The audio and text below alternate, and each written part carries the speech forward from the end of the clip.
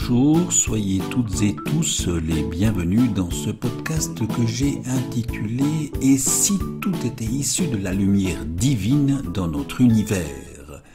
La science unifiée de Nassim Haramein nous apprend que l'univers est vivant, holographique et fractal à tous les niveaux, depuis l'infiniment petit à l'infiniment grand. Tout est issu d'une intelligence vibratoire originelle, tout se manifeste en feedback par échange permanent avec la mémoire de l'espace-temps qui va se manifester, se traduire par une conscience universelle. Et tout est fait de vibrations, d'informations, d'énergie et de matière. Il se pourrait toutefois aussi que tout puisse se manifester, être perçu dans notre univers comme un fleuve de lumière divine. Thomas Benedict Mellon en a fait l'étonnante expérience. Il vit actuellement en Californie où il développe avec beaucoup de succès des technologies basées sur la lumière à effet cicatrisant dont la connaissance lui provient en partie d'informations qui lui ont été données lors de son expérience de mort imminente en 1982 alors qu'il se mourait d'un cancer en phase terminale. Il était devenu incroyablement sensible aux problèmes nucléaires, écologiques et autres de notre planète. Il ne croyait en rien, pas même en l'humain. À la fin, disait-il, j'avais une garde malade, je me souviens de m'être réveillé un matin à la maison vers 4h30 du matin, et j'ai su que ça y était. C'était le jour où j'allais mourir. J'ai donc téléphoné à quelques amis et je leur ai dit au revoir. J'ai réveillé mon infirmière, nous avions passé un accord pour qu'elle me laisse seule au moins 6 heures après ma mort, car j'avais lu que toutes sortes de choses intéressantes pouvaient arriver après la mort. Et je me suis rendormi. Revenu de son voyage à travers la lumière et retour, comme il le racontera, il pourra constater 3 mois plus tard son entière guérison, son cancer avait disparu. Chaque voyage est bien sûr unique. Il y a toutefois dans celui-ci de belles correspondances dans l'approche de la science unifiée et peut-être aussi quelques métaphores avant-gardistes de la réalité ultime. Nous verrons en effet que tout peut être décrit comme étant de la lumière divine.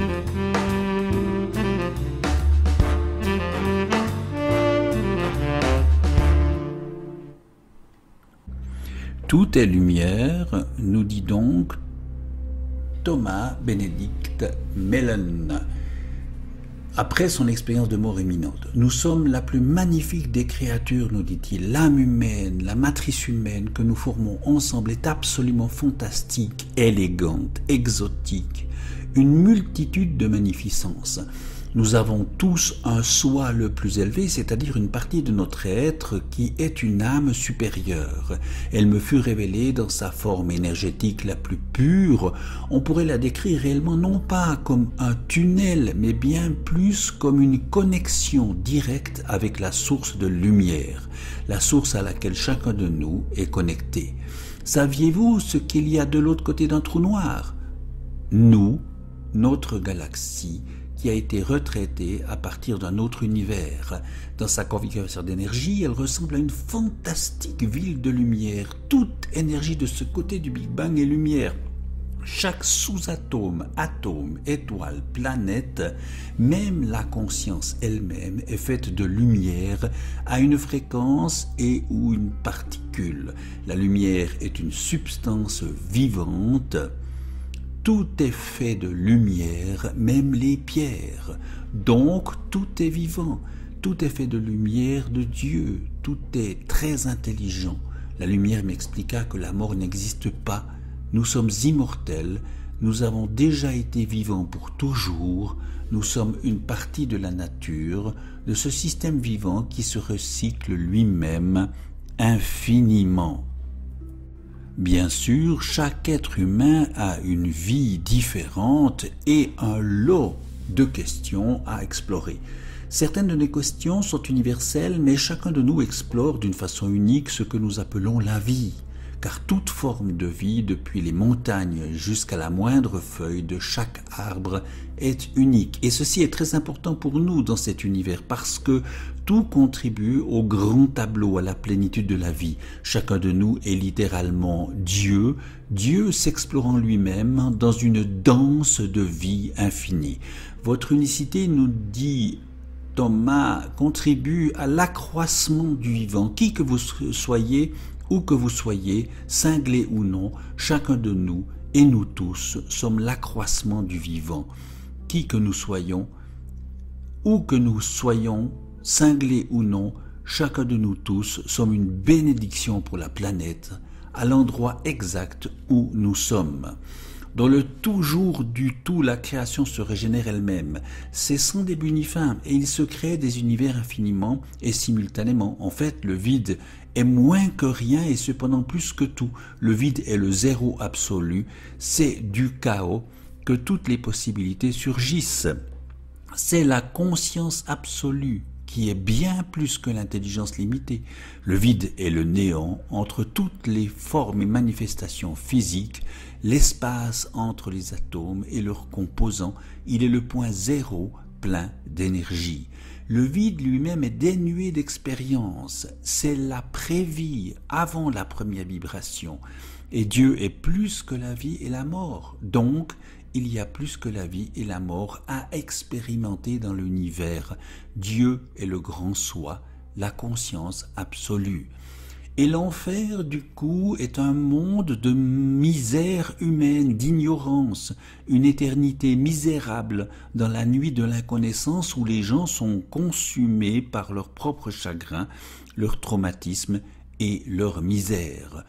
Tout découle du fleuve infini de la vie et tout y retourne et tout en renaît.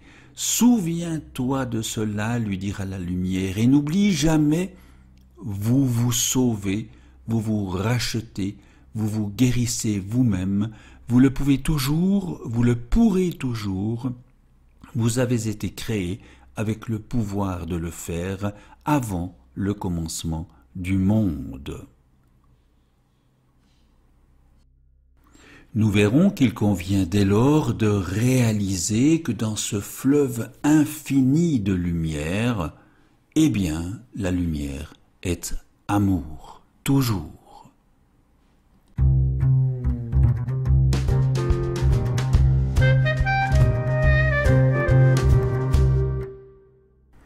Sous la loi de l'amour, l'intuition de saint Augustin prend son véritable sens. « Aime et fais ce que tu veux », disait-il avec raison. Nous ne sommes pas ici dans une tension du vouloir, du savoir, du devoir, du valoir ou du pouvoir. Nous sommes rappelés à un état, à une lumière, à une grâce d'où tout peut découler. L'esprit est dans la vie et la vie est dans l'esprit. Et la vie est lumière, sans violence aucune ni dichotomie. Cette communion particulière nous est dite de différentes manières. Par exemple, Dieu, dans son étymologie latine, est lumière du jour, dies.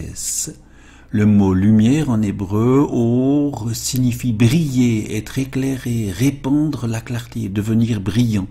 Lumière, en grec, phos, apparaît plus de 50 fois dans le Nouveau Testament et le mot signifie littéralement une émanation d'énergie lumineuse comme rayonnent certains corps tels le soleil ou le feu.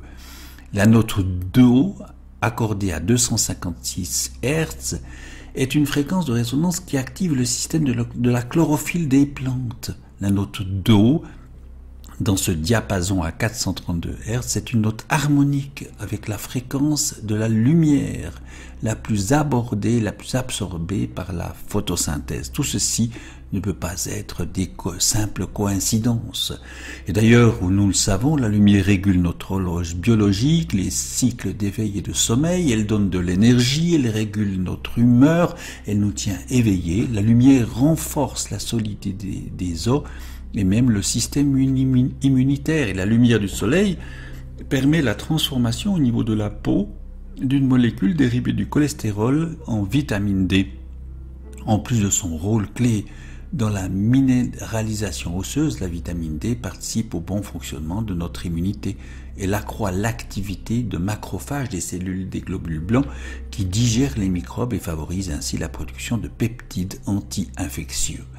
La lumière est associée à la flamme blanche, à la pureté, à la conscience christique. Et Jésus dira d'ailleurs, c'est vous qui êtes la lumière pour le monde, en Matthieu 5,4. Il invitait ainsi ses auditeurs à faire la distinction entre ce qui est du monde et ce qui est de Dieu. Le libre arbitre repose sur cette distinction essentielle. Dans la Bible, revêtir un habit de lumière, même si l'expression ne s'y trouve pas littéralement, revient en somme à revêtir une nouvelle identité dans la foi en Dieu et en Jésus-Christ. Il s'agit de se convertir à une nouvelle dimension, si bien exprimée en Jean au chapitre 1, verset 5. Le message que nous avons entendu de lui et que nous annonçons est que Dieu est lumière et qu'il n'y a pas en lui de ténèbres. La parole de Dieu est ainsi comparée à une lumière qui, avec sa puissance d'éclairage, communique aux hommes les commandements et les jugements divins. Comme il fallait s'y attendre également, la lumière est souvent évoquée pour décrire l'action de la parole de Dieu sous la direction du Saint-Esprit. Ainsi, elle éclaire l'âme, elle communique la direction de Dieu. Elle rend prospère et remplie de joie. Enfin, la lumière est une image des chrétiens, en général, qui sont appelés à devenir des fils de lumière. Le croyant voit engendrer en lui une conduite irréprochable et assume lui-même le devoir de rayonner cette lumière autour de lui. Mais qu'en est-il de l'absence de lumière? Pouvons-nous seulement ne pas en tenir compte, l'ignorer? Oui, bien entendu, nous le pouvons, c'est l'ombre, la nuit des passions inhumaines, l'absence de la présence divine, de la chaleur. L'homme enfermé en lui-même est réduit à son individualité naturelle, immergé dans les soucis de la vie temporelle, s'aliène aux nécessités de la survie existentielle. S'installe alors la peur de manquer, l'angoisse de l'insécurité, la hantise de la solitude, qui trop souvent font prendre des décisions qui engendrent des conséquences fâcheuses et alourdissent le fardeau du quotidien. Cette aliénation au monde visible extérieur, à cet univers clos où tout est référé à nos perceptions et nos conceptions, c'est bien sûr le mouvement de l'égocentrisme, l'absence de lumière, c'est le monde de la guerre, de la violence sous toutes ses formes. Et le domaine aussi des aliénations et des maladies. Le domaine de la compensation symbolique inconsciente relevé par le docteur Thomas Lamotte, nous nous envoyons à nous-mêmes par notre pouvoir créateur et celui de l'omniscient inconscient, notre intelligence vibratoire originelle, la concrétisation de nos manques, ce qui nous gêne, nous pèse, nos convictions intimes et le pourquoi sans réponse adressé au destin. Nous en créons des manifestations concrètes et somatiques dans notre corps. En vivant dans la peur, la culpabilité, le mensonge, en privilégiant la plainte ou l'insatisfaction, notre pouvoir créateur en miroir crée des choses désagréables pour nous donner en quelque sorte raison pour soulager nos tensions existentielles, nos déplaisirs, nos frustrations, nos doutes ou nos peurs. Ainsi, on crée, on attire et on repousse toujours du bon et du moins bon. Et le savoir est ici capital. Écoutons la vie, notre âme, mais pas nos peurs, nos culpabilités et nos croyances erronées. Nous sommes spirituels, aimons notre vie, notre humanité. Ne nommons plus ce qui ne va pas, ne subissons plus, appelant à nous la plénitude et non le manque. Osons reconnaître chaque jour, à tout instant, quand il se pointe, nos mensonges, nos culpabilités et nos peurs, en les mettant en pleine lumière. C'est le yang du Père, tout en les couvrant de tendresse amusée. C'est le yin de la Mère. Nous avons tout à gagner en faisant en pleine conscience, dans une lucidité sereine ou une sérénité lucide, que nous pouvons offrir à autrui comme à nous-mêmes, car nous sommes toutes et tous férus de mensonges, de culpabilité et de peur. Nous en connaissons d'ailleurs les effets placebo et nocebo.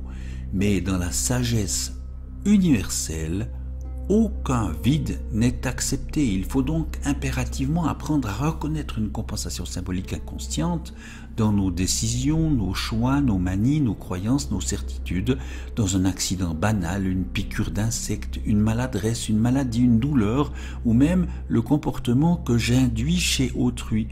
Il faut savoir que les souvenirs difficiles de notre enfance reviendront inlassablement tant que la blessure ne sera pas cicatrisée, tant que la rumination inconsciente persiste et se traduit par de la compensation symbolique inconsciente. Nous sommes contraints à guérir nos parents pour échapper au cercle infernal. Mieux vaudrait ainsi verbaliser la souffrance, tout d'abord en l'exprimant immédiatement par nos ressentis, 2.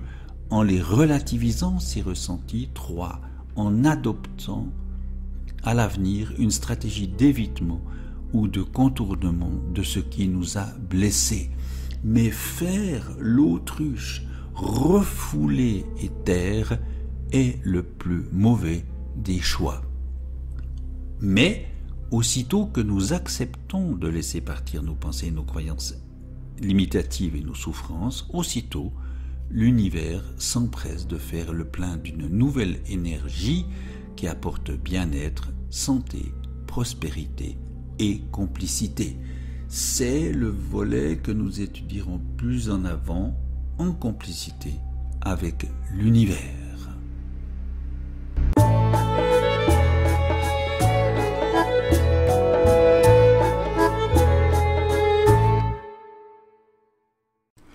En réalité, l'univers est prêt à nous donner tout ce dont nous avons réellement besoin, à condition de créer l'espace nécessaire pour recevoir ce qui est idéal pour nous.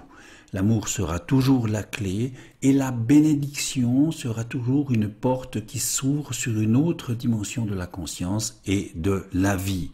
Dans les mots d'antan et les traditions d'antan, ce véhicule de lumière s'appelait le Merkaba. Le Merkaba est un champ de lumière généré par la rotation rapide des formes géométriques spécifiques qui affectent simultanément le corps et l'esprit d'un individu. C'est un véhicule qui peut aider le corps, l'âme et l'esprit à accéder et à expérimenter d'autres niveaux de réalité ou de potentiel de vie. Ce véhicule permet d'accéder à de nouveaux niveaux de conscience et c'est ce qui aide les humains à atteindre leur plein potentiel. Tout vibre et tout vit à des fréquences diverses. On peut évidemment les subdiviser, ces fréquences, entre celles qui vibrent lentement ou plus rapidement, mais tout est toujours interconnecté. On peut se les représenter dans le monde matériel, physique, dans le monde mental et spirituel, qui vont se manifester partout par l'action, la parole, la pensée, les émotions, et bien entendu aussi par la méditation, puisque tout est toujours fait d'états vibratoires.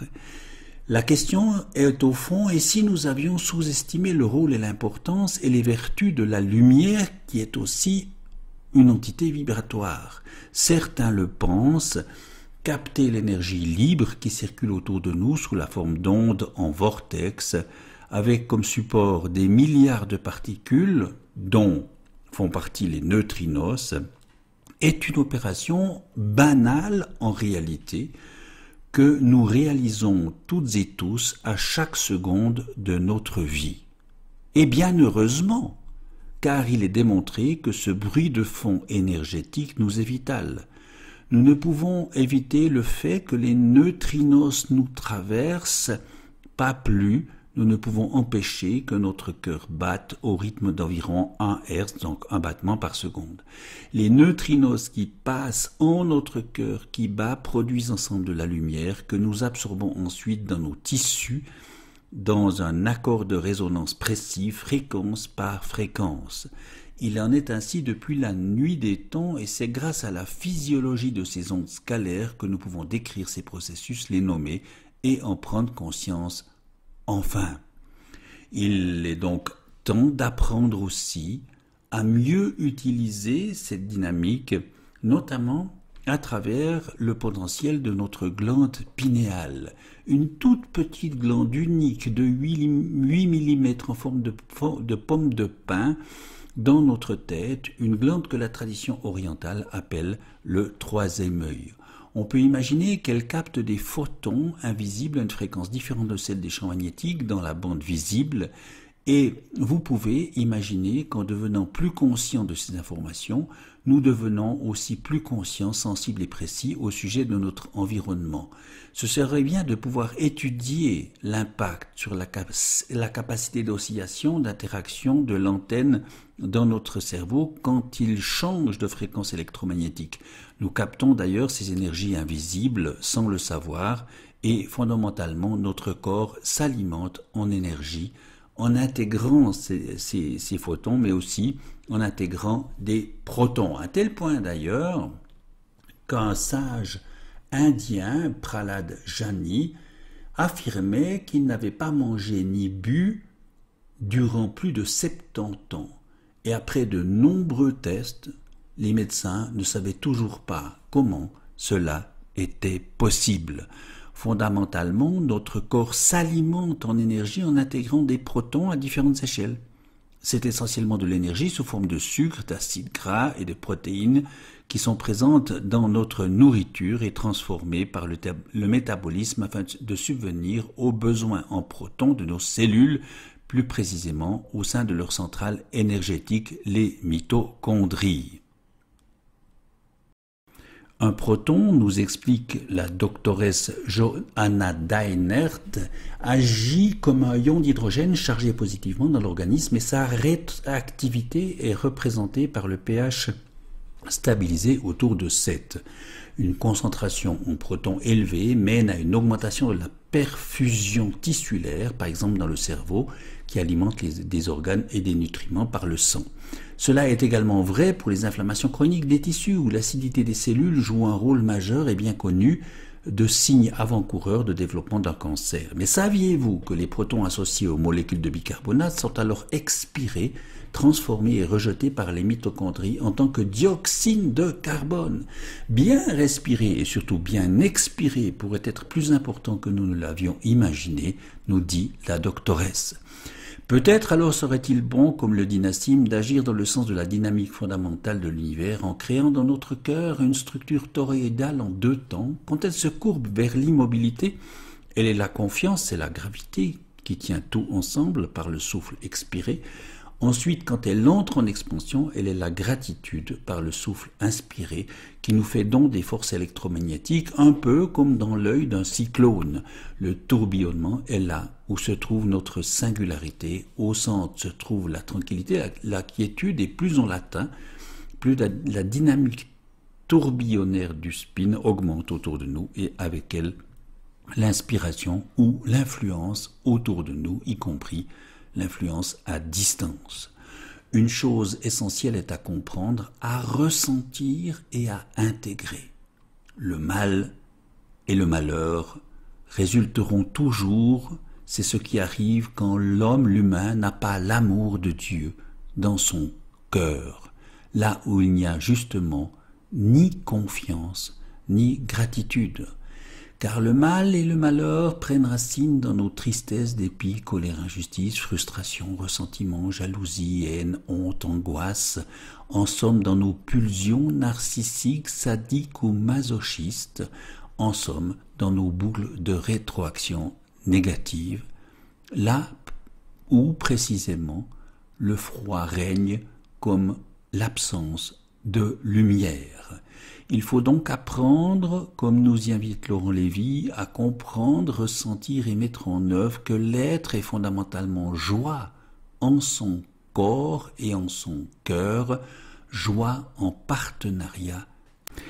Il s'agit encore et toujours d'élever notre taux vibratoire individuel et collectif en mettant de la lumière dans notre vie, dans nos obscurités. Chacun peut le faire par une déclaration d'estime de soi qu'on pourrait formuler ainsi: dans tout l'univers, Il n'y a pas une autre personne qui soit exactement semblable à moi. Je suis moi et tout ce que je suis est unique. Je suis responsable de moi-même. J'ai tout ce qu'il me faut ici et maintenant pour vivre pleinement en complicité avec l'univers. Je peux choisir de manifester le meilleur de moi-même, je peux choisir d'aimer, d'être compétent, de trouver un sens à ma vie et un ordre à l'univers. Je peux choisir de me développer, de croître, de vivre en harmonie avec moi-même, les autres et avec le divin. Je suis digne d'être accepté et aimé exactement comme je suis ici et maintenant, tout comme chacun peut l'être. Je m'aime, je m'accepte, je décide de vivre pleinement aujourd'hui. Cette déclaration d'estime est importante parce qu'elle peut conduire à la joie, mais cela reste fondamentalement un acte de foi, une présence à concevoir et ressentir sur laquelle nous orienter inlassablement, nous laisser guider comme un phare dans la nuit.